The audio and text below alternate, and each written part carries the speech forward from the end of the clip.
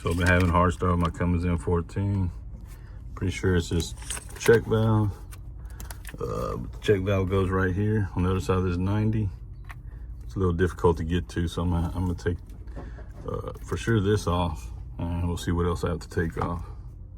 But hopefully that cures my hard start. Something I've never changed, assuming that's the issue. So I got this line off. Goes right there. That's the check valve. The only thing I had to remove, well, I don't know if you had to remove it, but I removed this off just to get to it easier, just to be able to spin it. But yeah, it wasn't as hard as I thought. So now I just need to take that out. It's a check valve. You should be able to blow only. This is the check valve right here. This is it right here. So you should only be able to blow one way through it. So I'm gonna pull it out and blow through it and see if that's the problem. I'm thinking it's not shutting, so it's allowing the fuel to drain back to the tanks. That's why it takes a long time. It takes a good 10 seconds to crank this most times.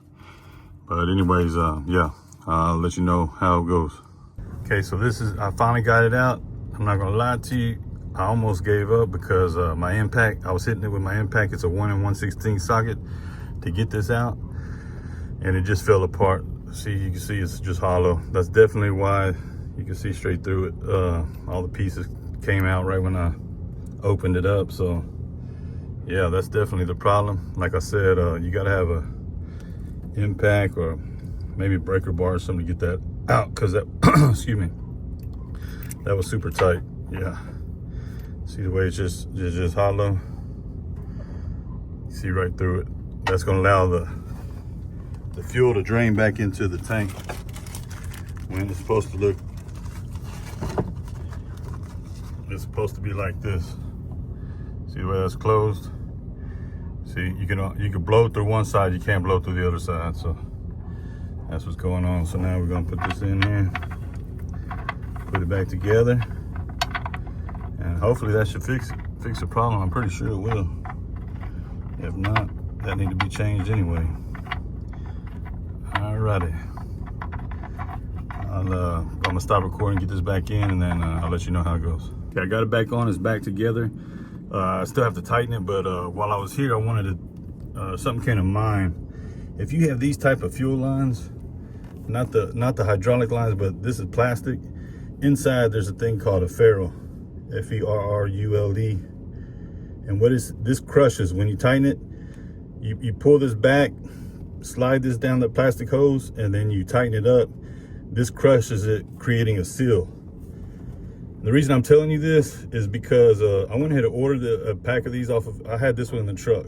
But the reason I had this one in the truck, one time I was in Salt Lake, and my return fuel line, which is, let's see, oh, it's right there. It's right there, it's the same type, but it's smaller. The one right here is bigger. But anyways, that had started leaking, and man, it was just gushing fuel, diesel.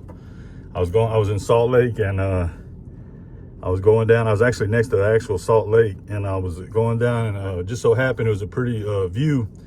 It was at nighttime. I was with my wife, and luckily I rolled down my window, and I just started smelling diesel bad. And so I pulled over.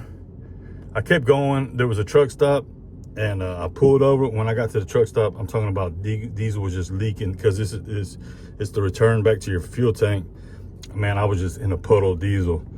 So we just parked for the night, and the next morning I was able to rig it up with some tape, a bunch of tape, enough to give me about 15 miles to a TA and petrol. And luckily they had these in stock in the mechanic shop. I bought them, and these are like $1 a part or something. But anyways, I did have to loosen this one up, so I really should be changing it, but I don't have that size. I thought I had one. I went ahead and ordered the kit off Amazon just to keep them on the truck. I definitely recommend keeping them off the truck. The more stuff you have on the truck, like I said, man, I'm pretty good at getting myself off the side of the road, man. Matter of fact, I need to make a video on everything I keep on the truck. I keep a whole lot, man. I got a whole damn mechanic shop on the truck. But anyways, this is what it is. You don't have to, but you know, if you don't, just get that checkbook ready. You know what I mean? Get that debit card ready, because yeah, you're gonna be changing some stuff. Just got a new computer last week. Now I got a spare ECM. I'm sending my other ECM to get fixed. He's gonna have a spare ECM. But I keep all the sensors they'll put me on the side of the road. I keep my ECM. Now I'm gonna have a spare ECM. Just a lot of extra parts, belts, hoses. I keep an extra brand new alternator I just bought. But I'll make a video on that too. Man, y'all just stay tuned to my channel, especially if you have an N14. I do a lot of N14 repairs. Once I get this all back together, I'll show you how hopefully it works. So it definitely fixed the problem. It used to take like a good 10, 12 seconds, man, to start. But now, if you can see, fires right up.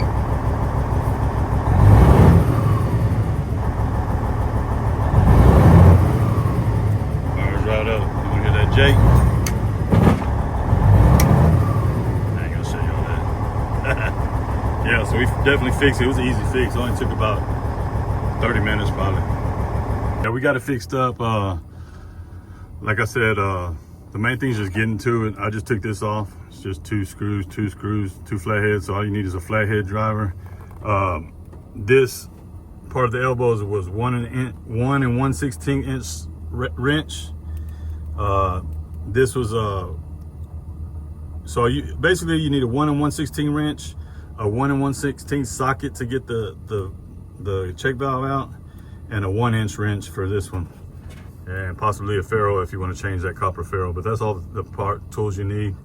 Like I said, the only hard part was getting the actual check valve out. It was real tight in there. I had an impact. It took a long time with my impact to get it out. I have this impact, and ever since I got this big battery, man, I could take off lug nuts, and it still took a long time. Maybe if I had a big breaker bar with a socket wrench, you might be able to do it like that too. But overall, it's a fairly easy job. But anyways, if you're having a hard starts with the Cummins N14, that'd probably be the first thing I check. And I'm really tripping I didn't do this a long time ago, because my truck's been hard starting for probably a year. It just takes a long time to crank it up, like 10 seconds. But anyways, that's it. Y'all be safe out there, and I hope that helped somebody that's trying to do this easy repair.